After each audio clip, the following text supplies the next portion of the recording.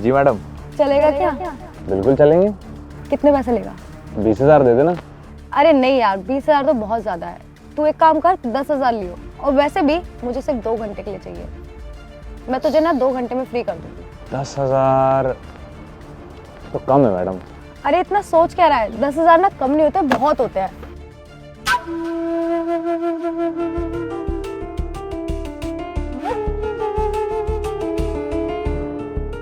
सोच ले, अभी भी मौका है तेरे पास।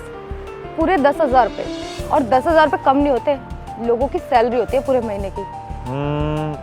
तो फिर ठीक है, कौन से होटल चलें? नहीं नहीं, होटल जाने की क्या जरूरत है? पास में मेरा फ्लैट है, वहीं पर चलते हैं। और वैसे भी मेरे हस्बैंड अभी घर पे नहीं है। ठीक है मैडम, चल लेंगे। पर ऐसा ना हो कि आप मेरे से काम करवा लो और पैसे ना दो, क्योंकि कल ही मैं एक मैडम के साथ गया था। उन्होंने मेरे से काम तो करवा लिया, पर उसके बाद सिर्फ मुझे आधी पेमेंट दी। अरे नहीं नहीं, ऐसा क्यों होगा? पैसे क्यों नहीं दूंगी तुझे? 1 मिनट रुक, ये ले। तू ना सारे पैसे एडवांस में रख। अब खुश? अब तो चलो। जी मैडम, अब तो आप चलो, काम में कोई कमी नहीं रहेगी। वैसे तेरी बातों में मुझे दम तो लग रहा है। मैं आज से पहले ना बहुत सारे लड़कों को ले जा चुकी हूँ, पर किसी में ना वो दम नहीं था। ना उनकी बातों में दम होता था, ना उनकी बॉडी में। पर तुझे देख के लग रहा है कि तेरे दोनों चीजों में दम होगा। लगता है मैडम, आप इससे पहले हमेशा ऐरे गैरों को लेके गई है। एक बार अगर आपने मुझे चख लिया ना, तो बार बार याद करेंगी, और मैं आपको यहीं मिलूंगा। चल फिर, बैठ गाड़ी में। चलो। हाँ हाँ,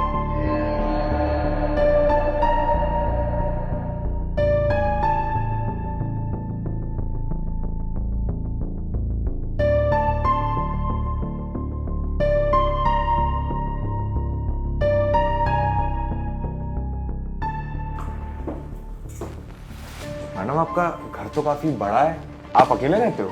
अरे नहीं नहीं, मेरे पति, मैं और मेरे देवर रहते हैं। पर मेरे देवर है ना, ज़्यादा मतलब नहीं रखते किसी से।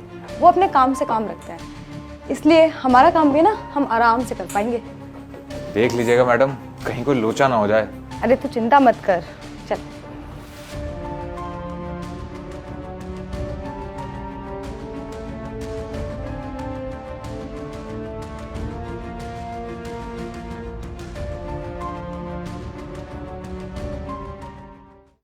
एक काम करता हूँ, आज भाभी से ना फाइनल बात कर ही लेता हूँ कि ये सब चल क्या रहा है इस घर में।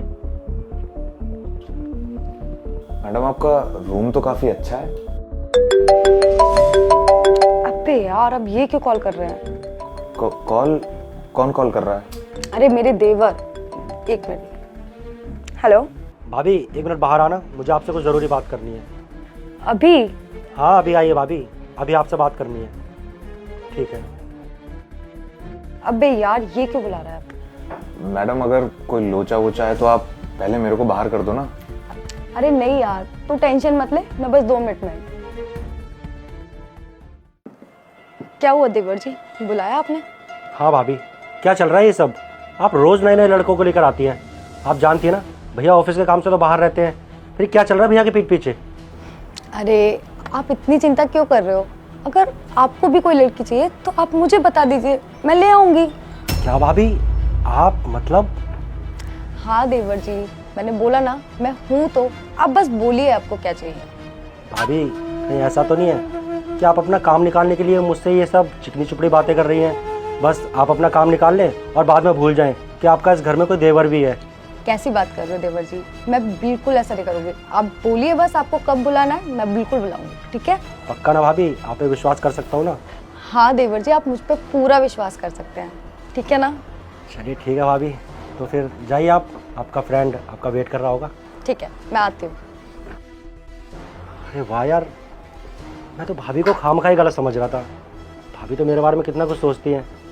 वैसे भी आज तक मेरी एक भी गर्लफ्रेंड नहीं बनी है, और भाभी को तो बहुत सारी सहेलियाँ होंगी, सारी सुंदर सुंदर होगी। अब तो मेरे भी मज़े आ जाएंगे। भैया को बताने की क्या ज़रूरत है, अब ये सारी बातें भैया को भी नहीं बताऊँगा।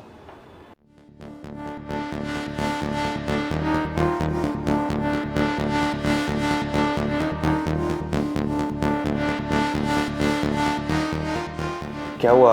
क्या बोला वो? कुछ नहीं, तू परेशान मत हो, मैंने हैंडल कर लिया।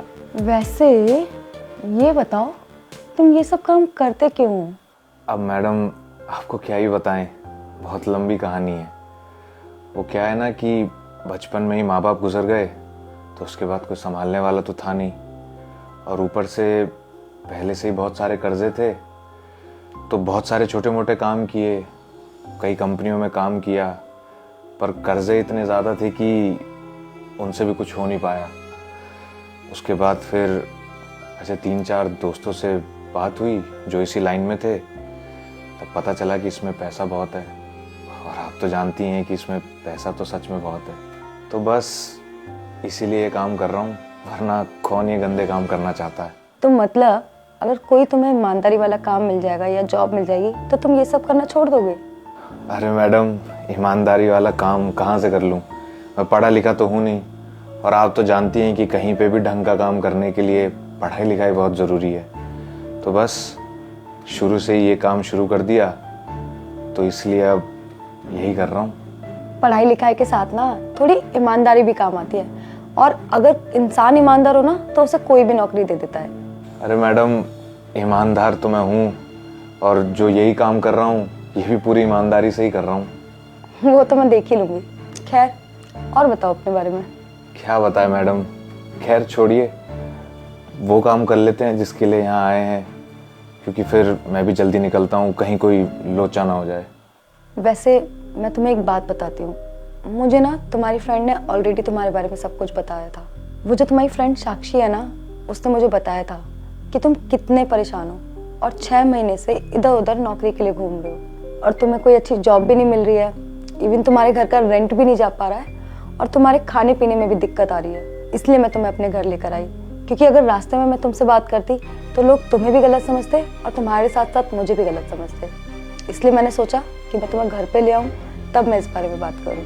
और तुम मुझे बहुत अच्छे लगे, और मुझे विश्वास है कि तुम पूरी ईमानदारी से काम करोगे, और तुम कोई भी ऐसा काम नहीं करोगे जिससे हमारी कंपनी को कुछ भी दिक्कत आए।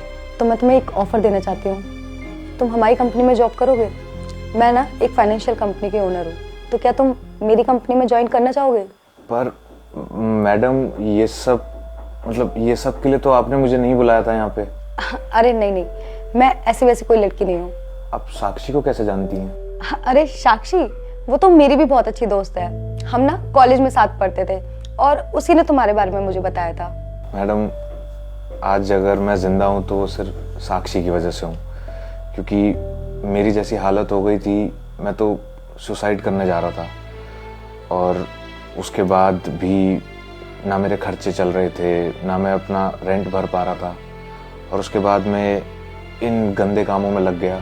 लेकिन तब भी उसने मेरे को बहुत सपोर्ट किया, और मैं जानता हूँ कि जो मैं कर रहा हूँ वो गलत है, पर इसी की वजह से मेरा थोड़ा बहुत खर्चा चल पाता है, वरना मेरी तो ये हालत हो गई थी कि मैं मर जाता कभी भी। कोई बात नहीं, अब तुम चिंता मत करो, तुम्हारी जॉब हमारी कंपनी में कंफर्म है। कल से तुम जॉब पे आ जाना। और एक सेकेंड, ये लो, ये कुछ पैसे हैं, इन्हें संभाल के रखो, तुम्हारे काम आएंगे।